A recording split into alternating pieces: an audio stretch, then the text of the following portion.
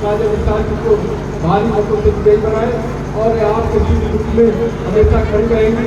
आज भारतीय जनता पार्टी के जो भाजपा के प्रत्याशी आपके बीच में आए हैं, 5 साल तक आपके बीच में सुख कभी नहीं आए हैं। आप लोगों से निवेदन करना चाहता हूँ कि आप लोग अपने नेता को चाहिए तो काजल निशान जी को विश्वास चाहिए जो आपके सुख में हमेशा खड़ी रहेंगे।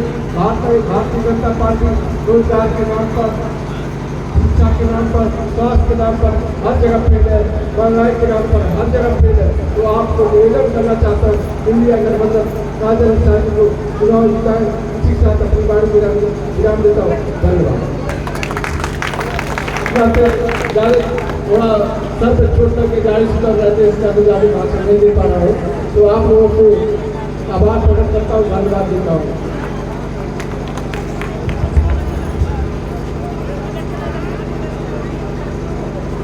बहुत बहुत धन्यवाद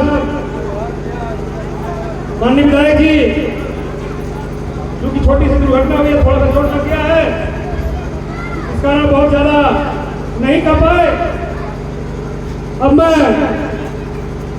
आमंत्रित करता हूं उनको जिनका आप सभी को बेसब्री से इंतजार था, पूर्वांचल की शेरनी, समाजवादी शेरनी, निषाद समाज की शेरनी, हम सबकी नेता, पुलिस प्रशासन से लड़ने वाली, डीएम एसडीएम से लड़ने वाली, आताताई मुख्यमंत्री से लड़ने वाली, फोराबार में जमीन दो जोड़े मकानों पर आ रहे बुलडोजर के सामने खड़ी होने वाली, उस बुलडोजर को वापस करने वाली, गुलरिया थाने में भूमिहीन हो रहे किसानों के लिए लड़ने वाली आदरणीय श्रीमती काजल निशान जी, ऐसी शेरनी को मैं आमंत्रित करता हूं कि आप आवे समाजवादी पार्टी तथा इंडिया गठबंधन के पक्ष में, अपने पक्ष में ग्राम सभा बीटी कोरिया की जनता से अपील करें। आदरणीय श्रीमती काजल निशान जी।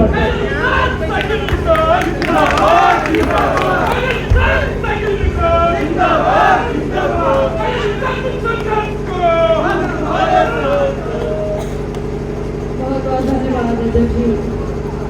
ग्राम सभा बीटी कोरिया की पावन धरती पर उपस्थित सभी परम आदरणीय सम्मानित ग्राम जनवासियों का मैं स्वागत करती हूँ परम आदरणीय भैया राजेंद्र यादव जी, आदरणीय पूर्व विधायक जी यशपाल रावत जी, आदरणीय भैया रामनाथ यादव जी, आदरणीय भैया हरीश यादव जी, आदरणीय राजेंद्र यादव जी, और बहुत बहुत धन्यवाद विधानसभा अध्यक्ष जी आदरणीय भाई मनीष यादव उर्फ कमांडो जी, आदरणीय गणेश प्रजापति जी, परम आदरणीय मुरारीलाल मौर्य जी, आदरणीय मार साहब दुर्गेश भाई, आदरणीय हमारे जितने भी साथी हैं, ताज मोहम्मद, मजरू भैया, गौरव भैया, अनूप भैया, उनकी पूरी टीम, और साथ में चल रहे परम आदरणीय साथी सभी, हमारे सेक्टर के अध्यक्ष आदरणीय सुनील यादव जी, कंधे से कंधा मिलाकर चलने वाली हमारी आदरणीय चंचला निषाद जी, और यहाँ आए हुए सभी परम आदरणीय सम्मानित गण, आदरणीय प्रेम प्रधान जी, हमारी परम आदरणीय माताएं, बहनें, प्यारे बच्चों, परम आदरणीय बाबूजी, सम्मानित साथियों, और एक ऐसे मेरे भाई, मेरे साथी यहाँ मौजूद हैं जिन्होंने मेरे लिए एक शानदार गीत की प्रस्तुति की है, जो गाना बहुत ही ज़्यादा तहलका मचा रहा है हर समाज में, और खासकर निषाद समाज में इस गाने ने बहुत तहलका मचा दिया है।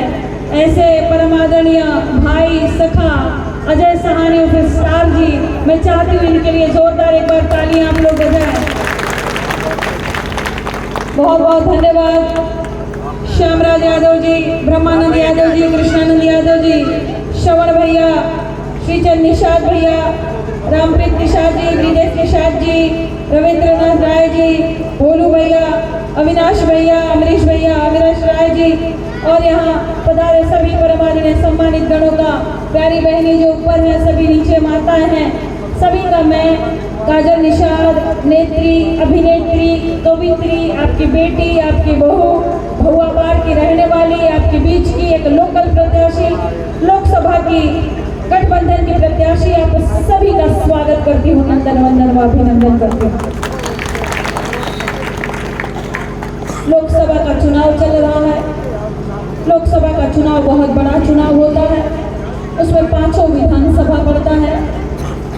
5 विधानसभा में सहजनवा पड़ेगा, पिपराइच पड़ेगा, गोरखपुर ग्रामीण, गोरखपुर शहर, कैंपियरगंज पड़ेगा। और इन सभी विधानसभाओं में हम सभी समाजवादी साथी और सर्व समाज के लोग लगातार चल रहे हैं। हम सुबह 7 बजे से निकल जाते हैं, 6:30 7 बजे से निकलते हैं, रात के 12 साढ़े 12 1 बजे तक घर पहुंचते हैं और इस तरह लगातार चलते हैं। अब चुनाव का समय नजदीक आ गया है। सभी परम आदरणीय सम्मानित गणों से मैं निवेदन करती हूँ कि 1 जून को वोट पड़ेगा। 1 जून को आप सभी साइकिल वाला बटन दबाने की कृपा करेंगे। और इसका कारण है, गौरव भाई तो शांत हो जा भैया, हमारा दुकानदार ये चले दे लोग, शांत हो जा। साइकिल का बटन दबाना जरूरी इसीलिए है क्योंकि यहाँ बीटी खोरिया की सम्मानित जनता से मैं सवाल पूछना चाहती हूँ कि 10 साल केंद्र में मोदी जी की सरकार के हो गए और 7 साल योगी बाबा की सरकार के यहाँ हो गए। इस 10 साल में 7 साल में यहाँ की सम्मानित जनता मुझे बताए कि किसी के भी घर में भाजपा सरकार में सरकारी नौकरी मिला है? जवाब दीजिए, सरकारी नौकरी मिला है? नहीं मिला। हाँ, तो मोदी जी तो कहले रहलन 1 साल में 2 करोड़ रोजगार मिली, 1 साल में 2 करोड़ नौकरी मिली, तो कहाँ गए नौकरियाँ? मैं हर जगह, हर गांव, हर टोला में घूम रही हूँ।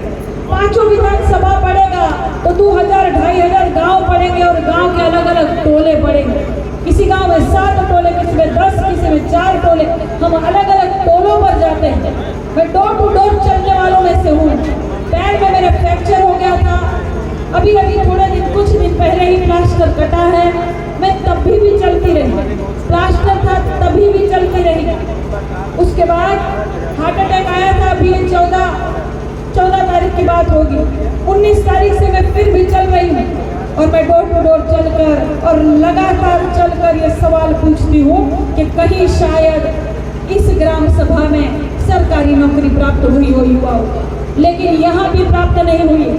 आप यहीं से सोच लीजिए कि ये वह सच्चाई है जो आप लोग बता रहे हैं और ये वह झूठ है जो मोदी जी बोल रहे हैं, जो योगी जी बड़े बड़े मंच से वादे करते हैं कि हमने इतना नौकरी दी, इतना लाख करोड़ का प्रोजेक्ट, इतना लाख करोड़ का प्रोजेक्ट। यहाँ बीटी खोरिया में कौन सा प्रोजेक्ट आया मुझे बताइए? बीटी खोरिया में किसके घर नौकरी मिली है, रोजगार मिला, मुझे बताइए? हर सरकार में गरीबी और महंगाई आती जाती रहती, लेकिन इस सरकार ने जो सबसे बड़ी समस्या आपको दी है वो है बेरोजगारी। युवा बेरोजगार हो गए, पढ़ लिख कर युवा बेकार घूम रहे हैं। हमारी माताएं बेचारी नून रोटी खाकर माता पिता अपने बच्चों को पढ़ाते लिखाते और सोचते हमारा लड़का बड़ा होई, कोनो अधिकारी बनी, इंजीनियर बनी, डॉक्टर बनी, बड़ा होकर नाम रोशन करी, जिला जवान के नाम रोशन हुई, पटीदार के नाम रोशन हुई। लेकिन ये सरकार उनकी डिग्रियों का मान सम्मान भी नहीं रख रही है।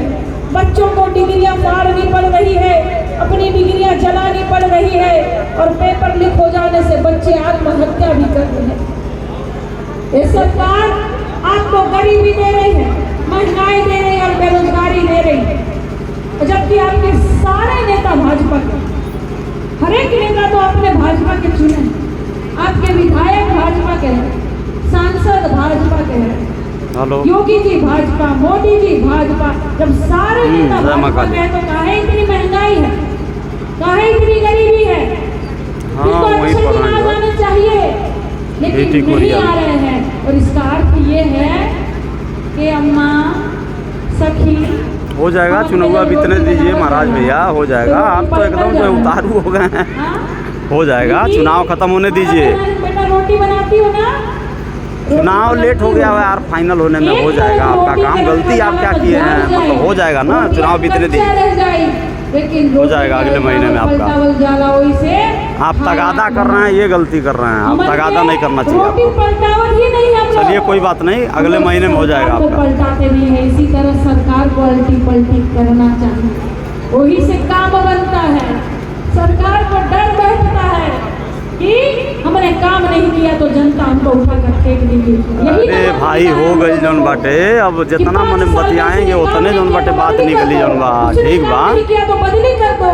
यही 5 साल हम लोग को हक अधिकार मिला है और इसी हक अधिकार को आदरणीय मोदी जी छीनना चाहते हैं, अपने आप को राजा बनाना चाहते हैं। जिस तरह से राजतंत्र यहाँ स्थापित करना चाहते हैं, जिस तरह से लोकतंत्र खत्म करना चाहते हैं, संविधान को खत्म करना चाहते हैं, मैं आप सभी को परम आदरणीय सम्मानित बड़ों को बता देना चाहती हूँ कि एक बार और आप लोगों से चूक हो गई, एक बार और आपने रोटी को नहीं पलटाया तो याद रखिएगा 2024 के बाद भारत में चुनाव नहीं होगा, चुनाव नहीं होगा।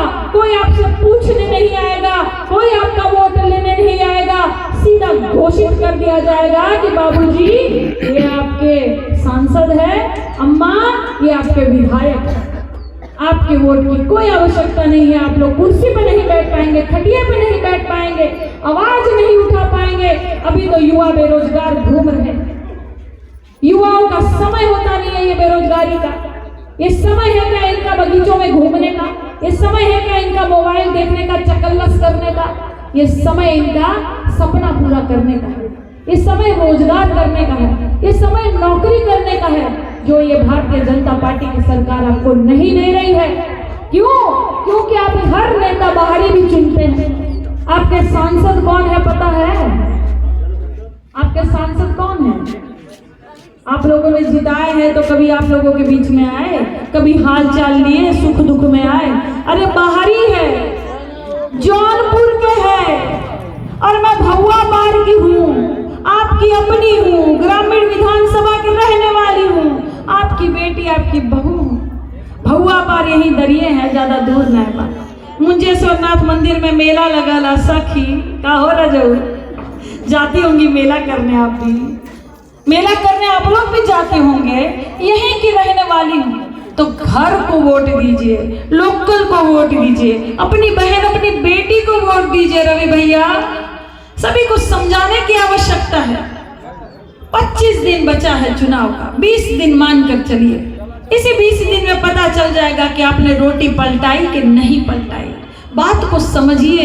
ये भारतीय जनता पार्टी की सरकार महंगाई पर चर्चा नहीं करती है, रोजगार पर चर्चा नहीं करती है, और जो वैक्सीन आप लोगों ने लगाई है उस पर भी भारतीय जनता पार्टी चर्चा नहीं करती है कि वैक्सीन कंपनियों से इन्होंने 500 करोड़ का चंदा लिया था और इसीलिए आप सभी को मजबूर कर दिया कि इंजेक्शन लेना पड़ेगा, वैक्सीन लेनी पड़ेगी, नहीं तो बस में नहीं बैठ पाएंगे, बच्चा स्कूल नहीं जा पाएगा, ट्रेन में नहीं चढ़ पाएंगे, प्लेन में नहीं चढ़ पाएंगे, वैक्सीन लेना अनिवार्य है। आपको वैक्सीन लेने के लिए मजबूर कर दिया और आज सरकार पल्ला झाड़ रही है कि वैक्सीन आपने अपनी मर्जी से लिया, अपनी स्वेच्छा से लिया, हमने मजबूर नहीं किया।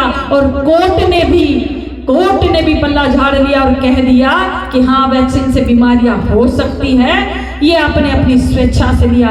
कोर्ट तक ने कह दिया। कहाँ जाएंगे आप?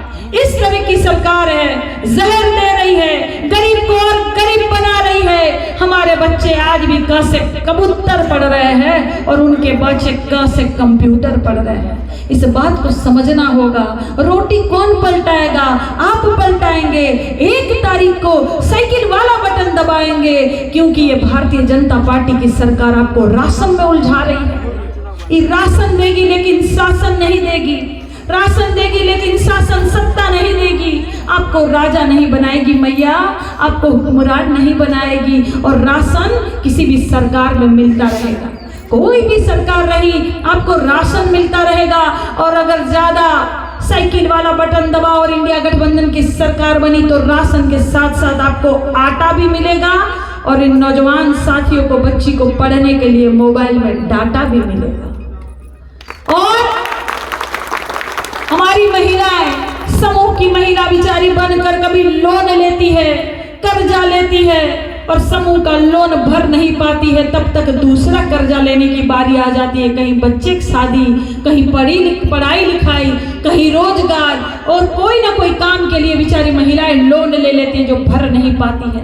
इन सभी महिलाओं के लिए और जितनी महिलाएं हैं, कहीं शादी बच्चे का करना चाह रही, पढ़ाई लिखाई में कहीं जो उनको धन नहीं प्राप्त हो रहा है, इन सारी महिलाओं के लिए अगर साइकिल का बटन दबा गठबंधन की सरकार बनी तो हर एक महिला के खाते में 1 लाख रुपया आएगा प्रति वर्ष।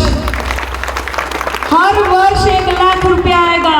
और जो पेंशन आपको मिलता था समाजवादी पार्टी की सरकार में, जो 500 रुपया आपको मिलता था वृद्धा पेंशन, विधवा पेंशन, वह पेंशन डबल करके 3000 रुपया फिर से दिया जाएगा। जो ये भारतीय जनता पार्टी की सरकार ने बंद कर दिया, वो पेंशन फिर आपको 3000 के रुपए में दिया जाएगा और 30 से 36 लाख बच्चों को नौकरियां दिया जाएगी, पक्की नौकरी दी जाएगी। ये सारी चीजें होंगी, आप रोटी पलटाएंगे तो होंगी। हमारी बहन पूजा निषाद जी आई, स्वागत करती हूँ। सृष्टि सिंह आपका भी स्वागत करती हूँ बहन। आप रोटी पलटाएंगे तो होगी। आपको लाभ चाहिए, आपको रोजगार चाहिए, अच्छी शिक्षा चाहिए, महंगाई कम चाहिए, तो कैसे होगा? आप ही के हाथ में है। आप लोग रोटी पलटा दीजिए। 1 तारीख को साइकिल का बटन दबाए। ये सरकार आपको हिंदू मुसलमान में भटकाती है। ये कहती है हम राम को लाए, मंदिर की बात करती है। अरे राम जी को कोई ला सकता है? राम जी तो सदियों से है, मन में है, कण कण में है, सबके मन में है। हम भी कहते हैं रामाय राम भद्राय रामचंद्राय वेदस रघुनाथाय नाथाय सीताय पतये नमः। हम भी रोज मंत्र पढ़ते हैं, हम भी पूजा पाठ करते हैं, लेकिन जरूरी क्या है? आस्था अपनी जगह है। सुबह सब पूजा पाठ करके निकलते हैं तो कहाँ जाएंगे? रोजगार नहीं होगा तो कहाँ जाएंगे? पूरा दिन मंदिर में नहीं ना बैठेंगे, वो तो आस्था का विषय है। और दूसरी बात चाची, बर देखो आवला तो का पूछल जाला? बर देखो आवला तो का पूछल जाला सखी? पूछल जाला कि लड़का कितना पढ़ल लिखल बा। आई ना, कहाँ से आएगा बाबू? अब तो सदियों ना है तुम्हार नौकरी ना बात ना होई बाबू। जब पर देखो आवला तब पूछल जाला कि लड़का कितना पढ़ल लिखल बा, लड़का कितना कमाता, लड़का कौन नौकरी कौन रोजगार करता, ई ना पूछल जाई। चाची बाबूजी, ई पूछल जाई। ई ना पूछल जाई कि लड़का कितना कावड़ ढोले बा, अरे लड़का कितना घंटी अगरबत्ती बजावता, अरे लड़का कितना राम राम जपता, अरे लड़का कितना अयोध्या सीढ़ी चढ़ले बा। ई पूछाई का पूछाई लड़का कितना कमाता, लड़का कितना पढ़ा लिखा है, ये बहुत जरूरी है। नहीं तो रवि भैया ने कहा सब सदियों वदियों ना हुई। आपके हो गए वहां तो पूछाई बाबू, पूछाई के कितना पढ़ा लिखा है। तो जरूरी बात शिक्षा और जरूरी बात रोजगार। आस्था अपनी जगह है, लेकिन रोजगार अपनी जगह है जो सरकार को देना चाहिए। बिजली, सड़क, पानी, स्वास्थ्य, रोजगार सरकार की जिम्मेदारी है जो देना चाहिए, जो कहीं नहीं है। तो ये कैसे प्राप्त होगा? आप लोग चाहेंगे तो प्राप्त होगा। आप रोटी को पलटा दीजिए।